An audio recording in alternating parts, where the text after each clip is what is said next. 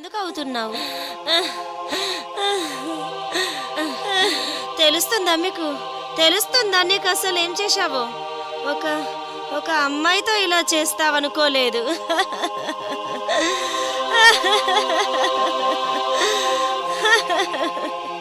ఏం మాట్లాడుతున్నావు నువ్వు? నువ్వు ఎందుకు ఏడుస్తున్నావు? ఈ అకౌంట్ అయితే వేరే వాళ్ళది కదా. లేదు, అది నాది. నేను ఒక ఫేక్ అకౌంట్ తయారు చేశాను.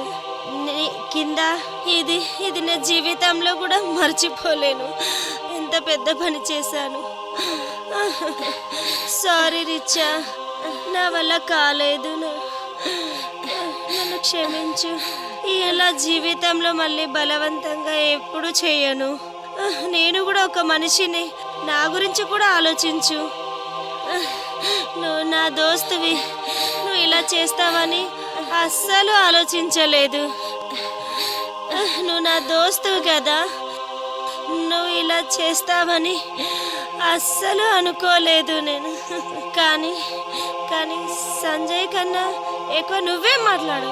ఛీ, I hate you, I hate you. అయితే నేను ఒక విషయం అడగల మనీషా? నేనేనా? నేను కూడా అలాగే. హస్బెండ్ నుంచి నాకు కూడా సుఖం దొరకలేదు మనీషా. ఒక అమ్మాయికి ఏం కావాలో నీకన్నా నన్ను ఇంకెవరు నమ్ముతారు మనీషా? అంతే కదా. ఎవరు గుర్తించరు. ఎందుకు? నువ్వైతే బిజీనే ఉంటావు కదా. నువ్వు నన్ను దూరం నుంచే చూశావు, కానీ నా లోపల ఒక అమ్మాయికి ఏం కావాలో నాకు కూడా అవి కావాలి.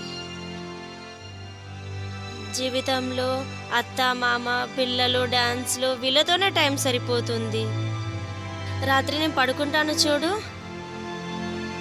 అప్పుడు నాకు అసలు జీవితం మొత్తం కనిపిస్తుంది. కానీ నాకు ఏం కావాలో అది ఇచ్చేవారే లేరు అసలు. రిచా, ఇంతకు ముందు నాకు ఇవన్నీ ఎందుకు చెప్పలేదు? నీకు తెలుసా? నీకు ఎక్కడికైనా వెళ్ళాలనుకుంటే ఎక్కడికి వెళ్ళలేను. అన్నీ వదిలేసుకున్నాను. అలానా? ఎన్ని కష్టాలు ఉన్నా కూడా అవన్నింటిని వదిలేసి సంతోషంగా ఉంటున్నాం. జీవితంలో ఎవరు సంతోషంగా ఉంటారు? అవునా? అసలు ఏంటి ఇది మనీషా? మనం అందమైన ప్రపంచాన్ని తయారు చేస్తాము, ఆ ప్రపంచంలోనే జీవిస్తుంటాము. ఈ ప్రపంచం బయట ఏం జరుగుతుందో అది కూడా తెలియదు. తప్పు నాదే కదా. నాకు అనిపిస్తుంది అంత తప్పు నాది కాదని. ఇది తెలుసుకొని ఏం చేస్తాం మనం? లేదు లేదు, మనం డ్రింక్ తాగుదాం. మనం వినుగా, సంజయ్ కోసం ఒక బాటిల్ ఉంచాను దేవల్ల. అయితే ఇప్పుడెందుకు? నడు, మనకు కూడా కొంచెం రెస్ట్ దొరుకుతుంది. చెప్పు కదా, తాగుదామా? తాగుదాం. కానీ ఈరోజు సాయంత్రం డాన్స్ క్లాస్ అయిపోయాక వస్తాను, అప్పుడు తాగుదాం.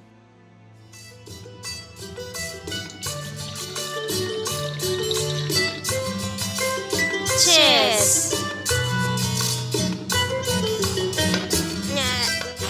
చాలా హార్డ్గా అయిపోయింది. సారీ చెప్పడానికి ఏముంది ఇందులో? అది కాదు, నేను ఈరోజు పొద్దున నీ మీద రియాక్ట్ అయ్యాను కదా, అది బాగా అనిపించలేదు. అదా వదిలే, ఇట్స్ ఓకే.